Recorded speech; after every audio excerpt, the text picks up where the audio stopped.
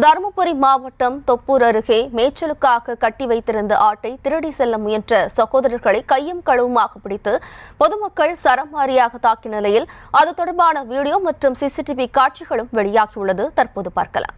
வணக்கம். அதாவது பார்த்தோம்னா தருமபுரி மாவட்டம் நல்லம்பள்ளி சுற்றுவட்டார பகுதியில் தொடர்ந்து இரவு நேரங்களுக்கும் பகல் நேரங்களில் மட்டும் ஆடுகள் திருடி போறதா தொடர்ந்து புகார் வந்துட்டே இருந்து இந்த நிலையில் பார்த்தோம்னா இந்த மர்ம நபர்கள் குறித்தான விவரங்கள் இதுவரைக்கும் பொதுமக்கள் தெரியாமல் இருந்த நிலையில் இன்று ஒரு சந்தேகத்தின் இடமாக ஒரு இருசக்கர வாகனத்தில் 2 பேர் ஆட்டை எடுத்து போறதை பார்த்து பொதுமக்கள் தடுத்து நிறுத்திருக்காங்க. அவங்க கூட விசாரணை பண்ண முன்னுக்கு பின்னான பதில் சொல்றதை அடுத்து அவங்களை கடுமையாக தாக்கி அவங்களோட விவரம் கேட்டிருக்காங்க. அது மட்டும் இல்லாமல் அவங்க காவல்துறை, அதாவது தொப்பூர் காவல் நிலையத்தில் ஒப்படைச்சிருக்காங்க.